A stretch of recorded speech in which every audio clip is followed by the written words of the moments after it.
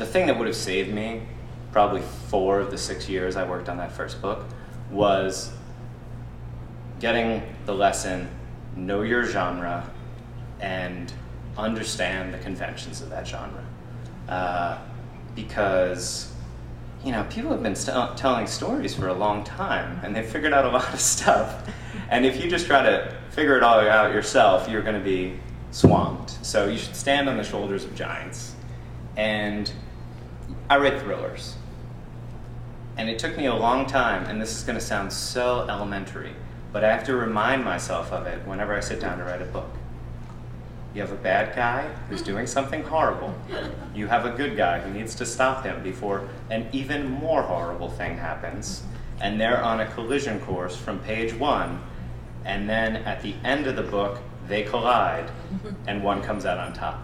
That sounds so simple and like maybe a little reductive.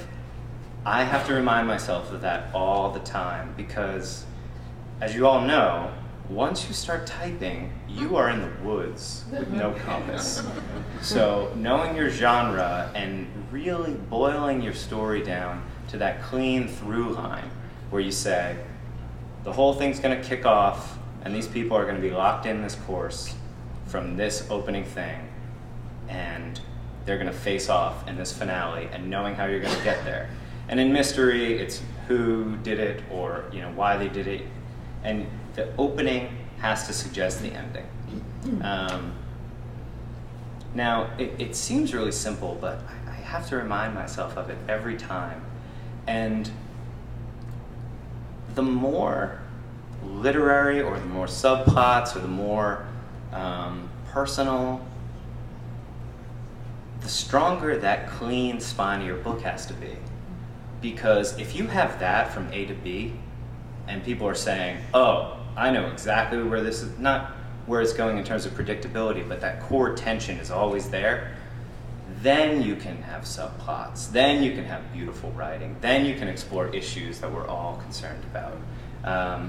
So I find that you can write much stronger, more complex, more hopefully inspiring or beautiful books if you really nail that basic element.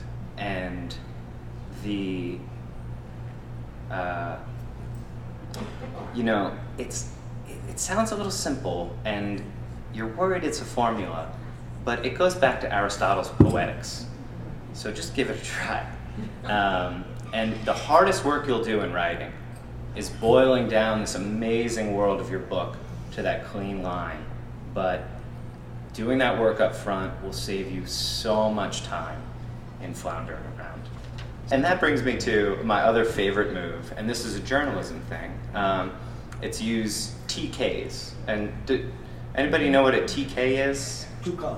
Yeah. So it's this fun thing in journalism when you get back marks from the proofreader, you think, is the proofreader semi-literate? Because they misspelled everything. They misspell everything so that it's obvious it's not a real copy to go into the final product. So they spell to come, TK. They spell lead, L-E-D-E. They write G-R-A-F for paragraph. And this is this move that saves me so much time, because if you're you've just taken your walk and you have your beautiful scene that's unspooled in your mind, and you're just gonna write it all down and then check out if it's any good later. And then you say, what's the perfect name for a bad guy? And then it's 45 minutes later, and then you're hungry, and then you have to go someplace else. So just put bad guy TK. You know, if you're gonna describe this beautiful forest in Costa Rica, you can do that later. That's not gonna make or break the structure of your book. Say, forest description TK, unless it's ready to hand, and then write it out. In my last book, I moved the Brittany assassination scene to the northern neck of Virginia.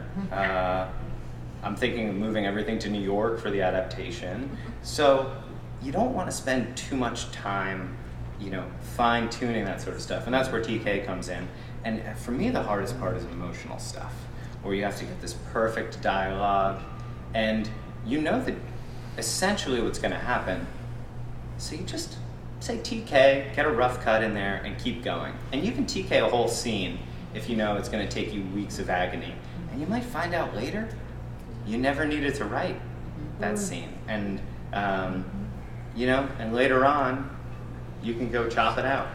And my thing about the TKs and the shitty first draft is I was forced into carpentry every weekend of my life growing up, because my dad was a relentless home improver.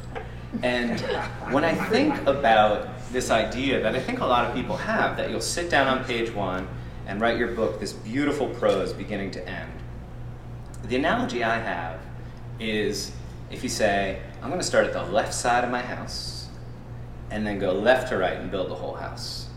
And I'll be designing it as I go.